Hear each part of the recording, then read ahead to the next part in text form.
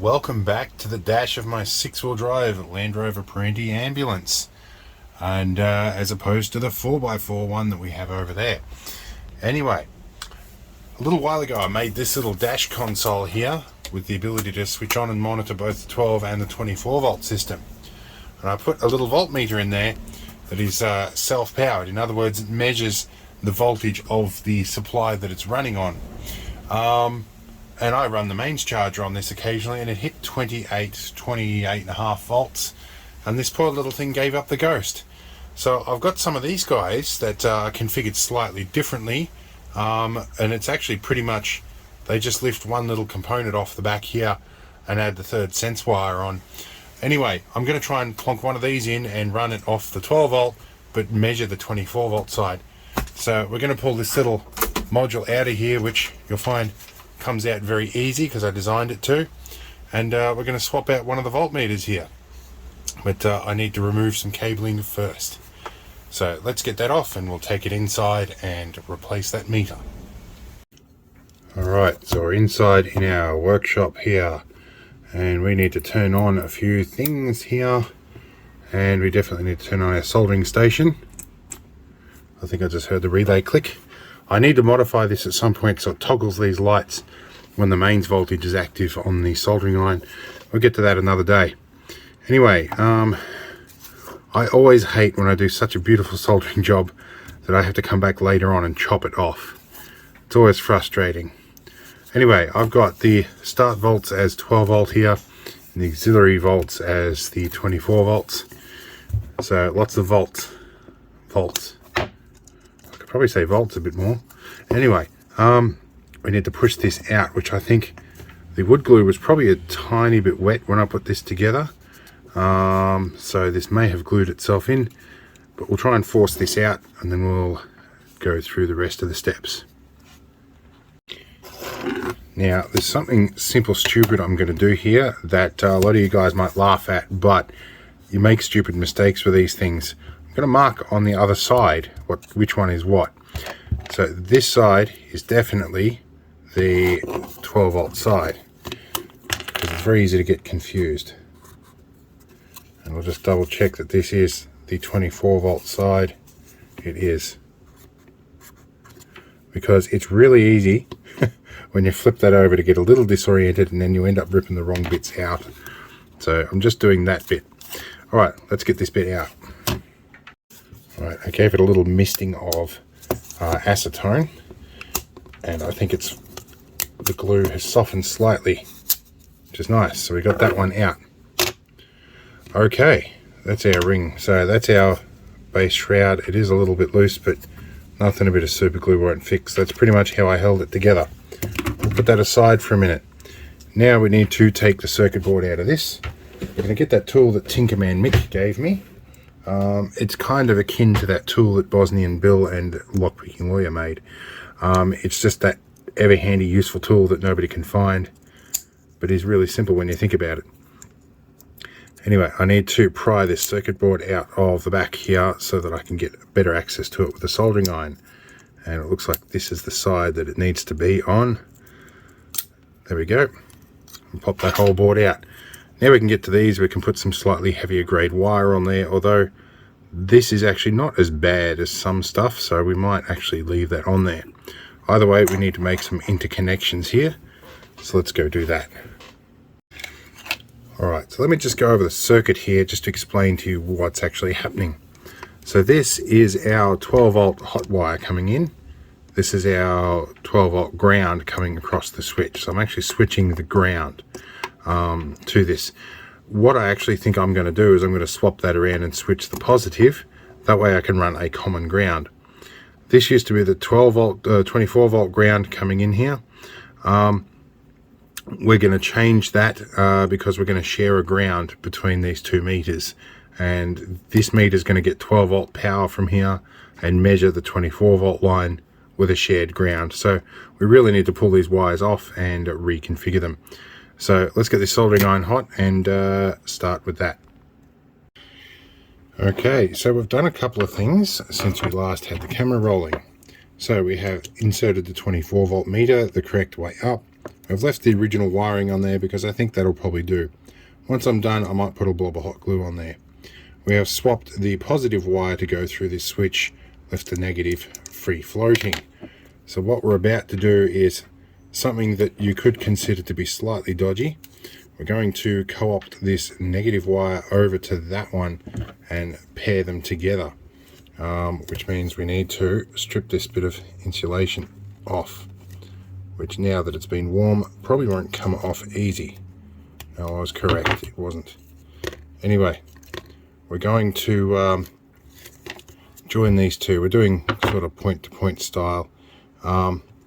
Yes, a bit dodgy, I know. Let's turn on my noisy extraction fan. There is a video coming out, or will be coming out when I get around to doing it, where I'm going to replace all of that.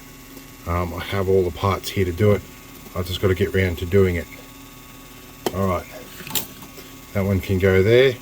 Now, our positive 12 volt wire, we're going to attach to that same switch contact on the 12 volt side.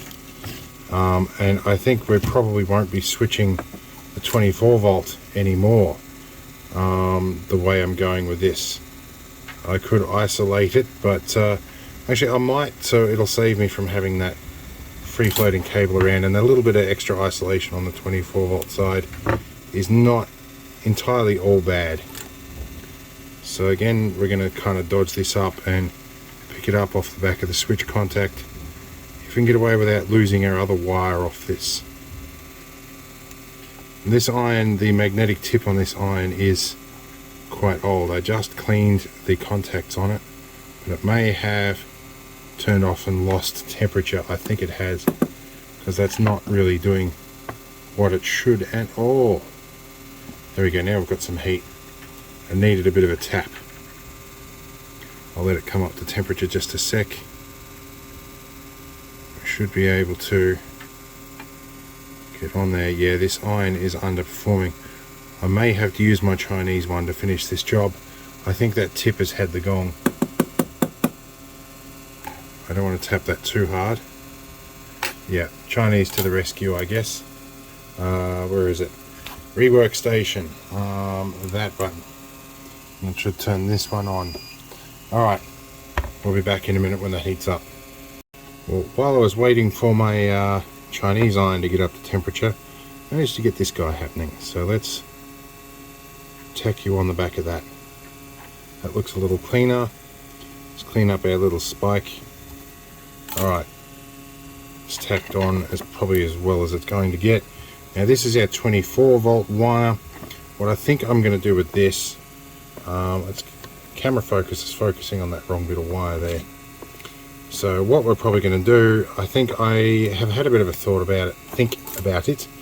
I'm much more comfortable having 24 volts get isolated from this as well, just because 24 volts is decidedly more aggressive when it gets out of cables. I don't think I know where the clip is, but I cut through some cable with my Leatherman the other day that was 24 volt while it was live, stupidly, and it responded in kind by blowing a chunk out of my cutters.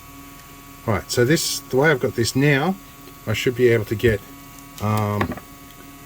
plus out of here and neg out of that side, and this is 24 volt plus for the 24, and this is for the 12. Right, that should go in there okay. And what I might do, I might get a little bit of hot glue here and stick these down so they don't float around, just because like stuff does move in behind this, and I don't want these coming off in the field. So let's go find a bit of hot glue.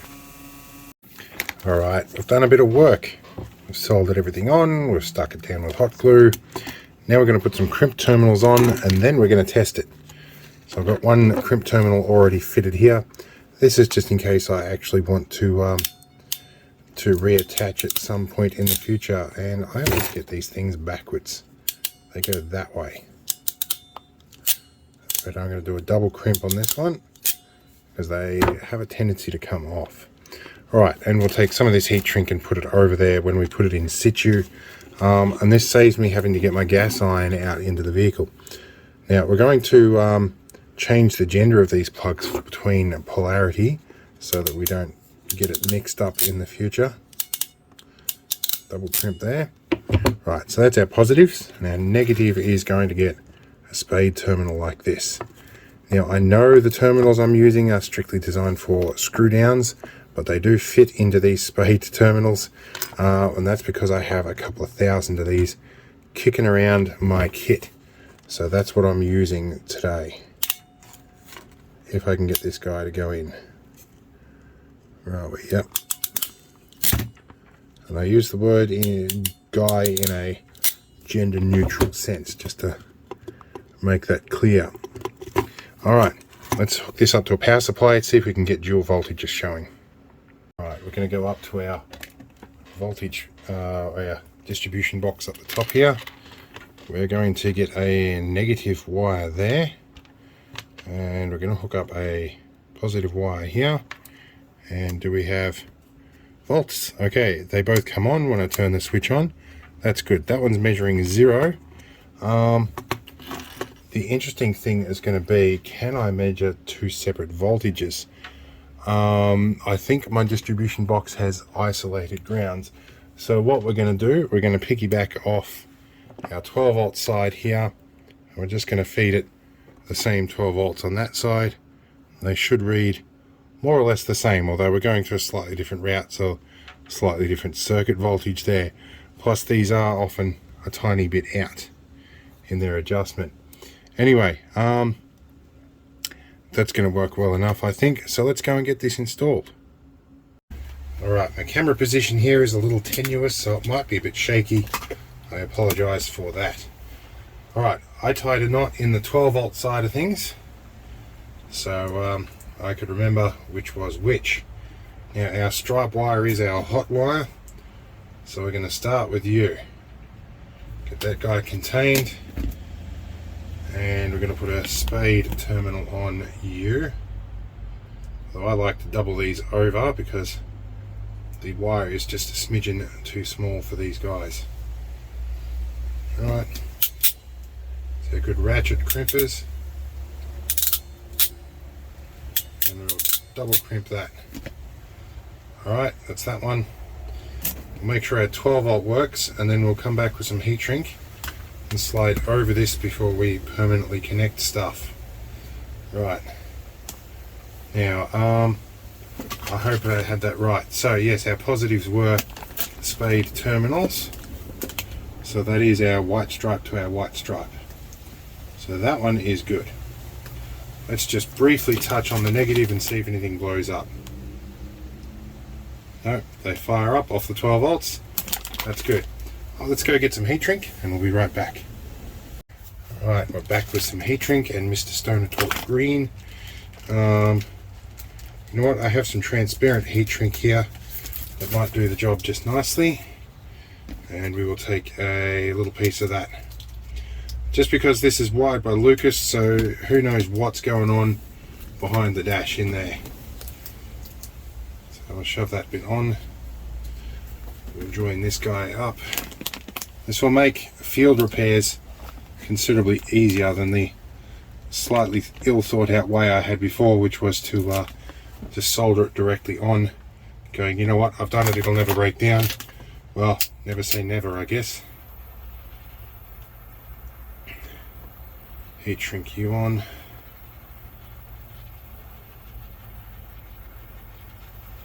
There we go. There's that one. So we've got 3 more to do, and then we'll see how we go. Alright, I'm at a point here where mistakes are made. Now off camera, behind the camera here, I have an Anderson plug that connects into the 24 volt system, and I can see here that on the positive wire it is a white stripe, and so the white stripe wire coming out here off the 24 volt system should be what we want. So we're going to crimp this guy. You know what, I'm going to leave it like that. We're going to crimp this guy on and check that we get a 24 volt read on it before we do much else. Let's go here. I do have the Anderson plug disconnected, so I don't have any uncontained releases of electrons, or unscheduled releases, whichever you would prefer. The other little thing I'm going to do here is this bit of wire here, because it's a ground wire, but I don't want it floating around with potential for it to contact something. We're going to put a bit of heat shrink over this. Before the heat shrink's cool, we're going to give it a squeeze, and that just gives us no potential for accidental shorting. Alright, a bit more heat shrink here. Alright, hopefully we can see what's going on. I can't see my viewfinder at the moment. Okay, the back of my phone. This one's getting recorded on a phone. So let's grab our connection here. Plug in. Alright, we'll heat shrink it before we test it, because you know we need to maximum jinx ourselves. Let's do this.